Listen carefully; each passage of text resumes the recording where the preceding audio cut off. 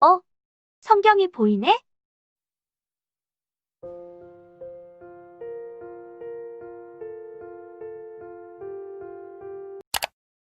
구독과 좋아요 눌러주세요.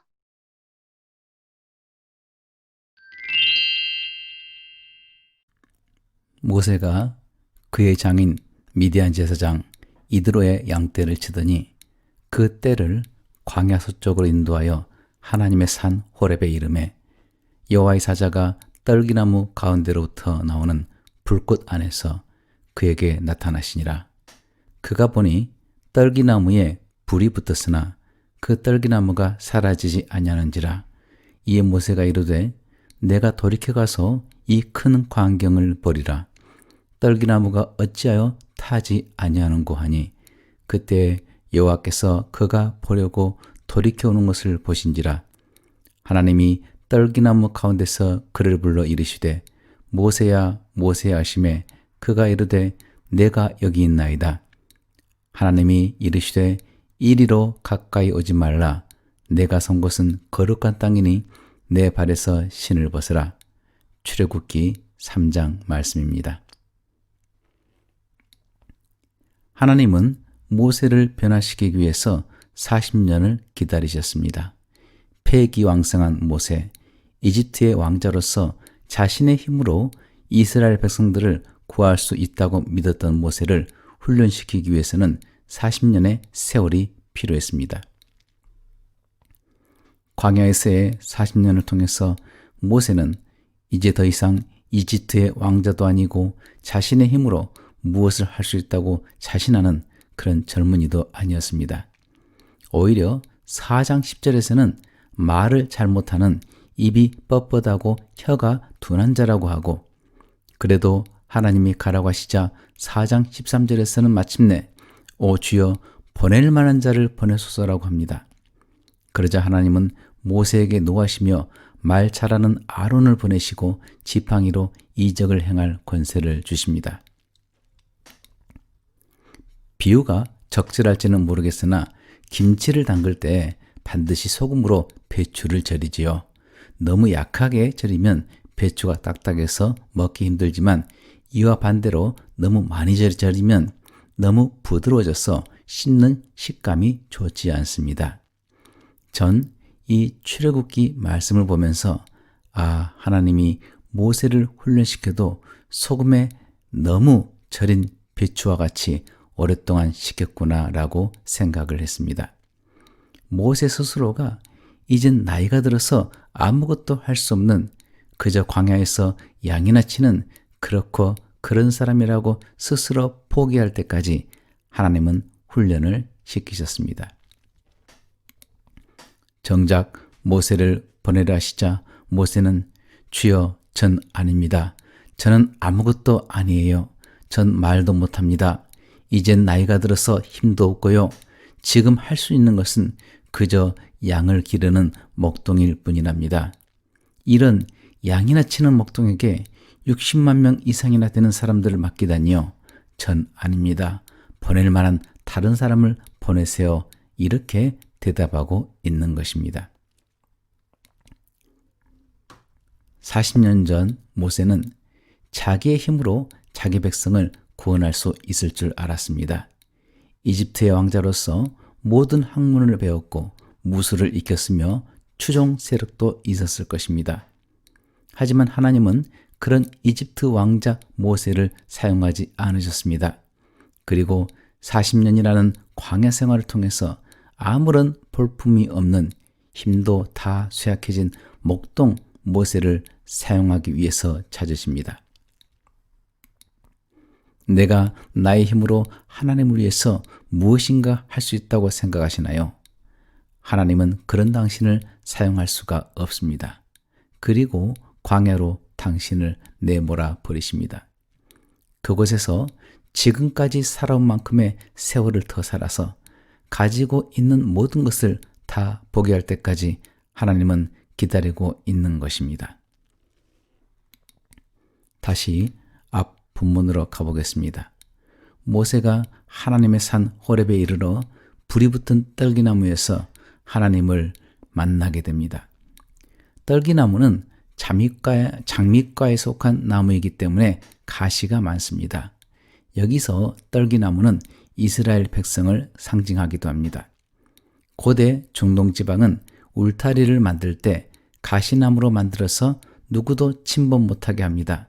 이와 같이 이스라엘은 자기들만의 울타리에서 상대방을 배척하며 이방인을 사람 취급하지를 않았습니다. 이런 이스라엘 백성에게 드디어 하나님이 나타나신 것입니다. 하지만 떨기나무에서 불이 붙었지만 떨기나무는 타지 않는 신기한 현상이 벌어졌습니다. 하나님은 소멸하는 불로서 떨기나무 사이에 나타나셨지만 떨기나무를 태우지는 않으셨습니다. 이는 이스라엘에 대해서 끝까지 참으시는 하나님, 진노 중에서도 자비를 베푸시는 하나님을 예표합니다. 우리 또한 이 떨기나무와도 같습니다. 우리는 자신만의 가시 울타리를 만들어서 아무도 내 영역 안에 못 들어오게 하는, 또한 들어오면 바로 찔러버리는 그런 떨기나무 가시와도 같습니다. 하지만 그런 가시나무와도 같은 우리를 주님은 태워버리지 않으시고 참으시고 또 참으십니다. 불꽃이 있지만 타지 않는 떨기나무가 신기해서 다가온 모세를 하나님은 부르시고 그 자리에서 모세가 선 곳은 거룩한 땅이니 발에서 신을 벗으라고 말씀하십니다. 성경에서 신발을 벗는다고 할 때 특별한 의미를 갖지요. 첫째로 그 당시의 풍습에서 신발을 벗었다는 것은 노예를 뜻하는 표시였습니다.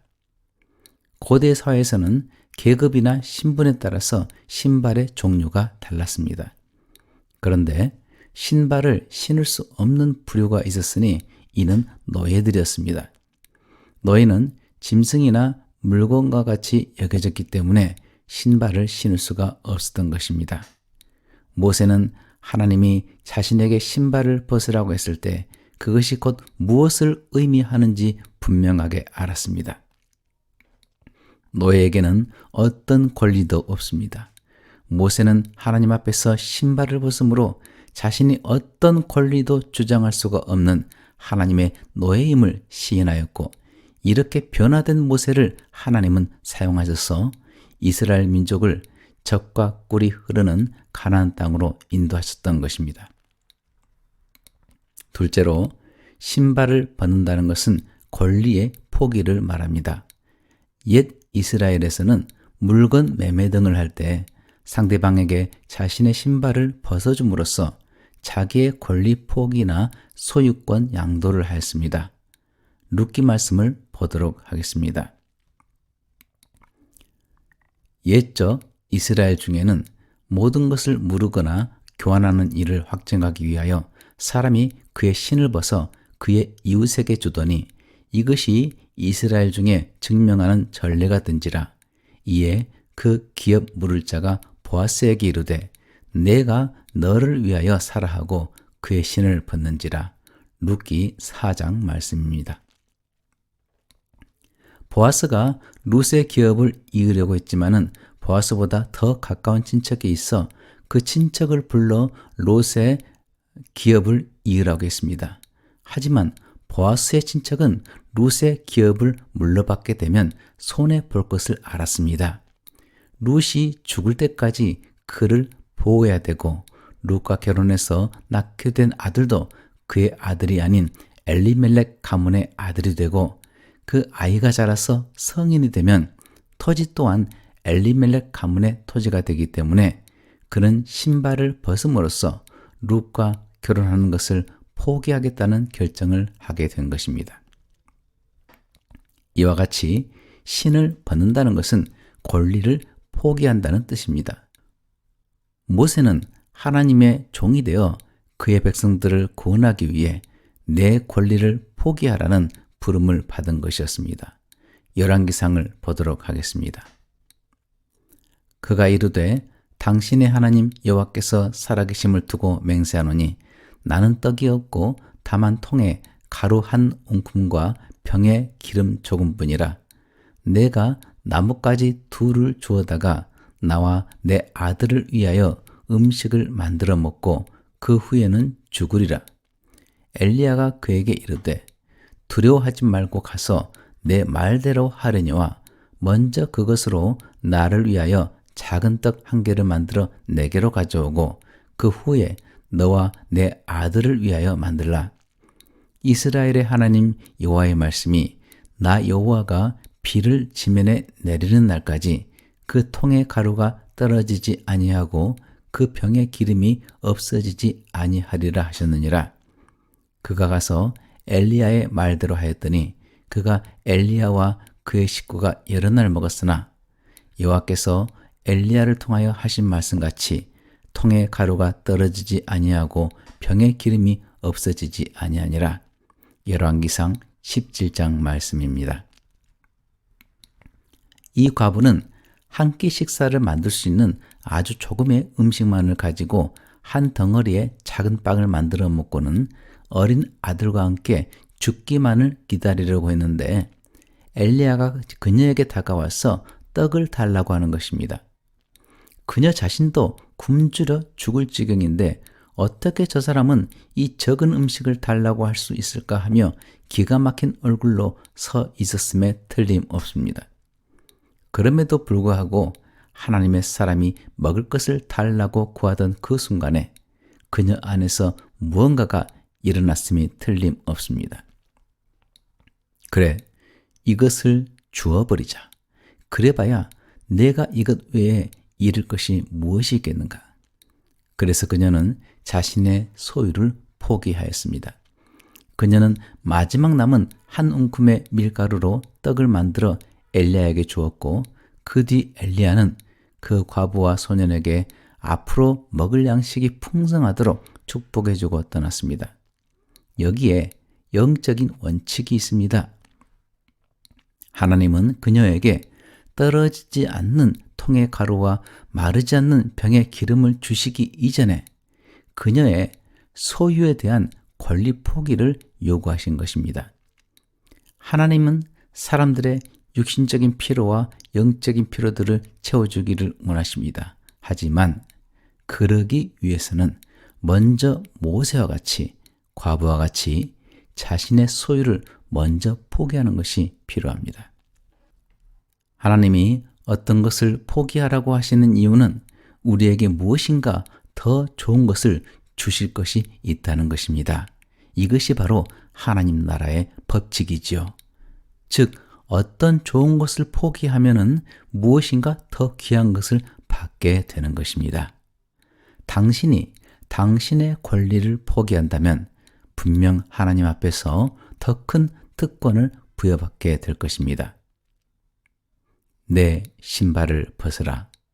이것은 우리가 주님의 노예가 됨을 의미하고 우리의 모든 권리를 포기함을 뜻합니다.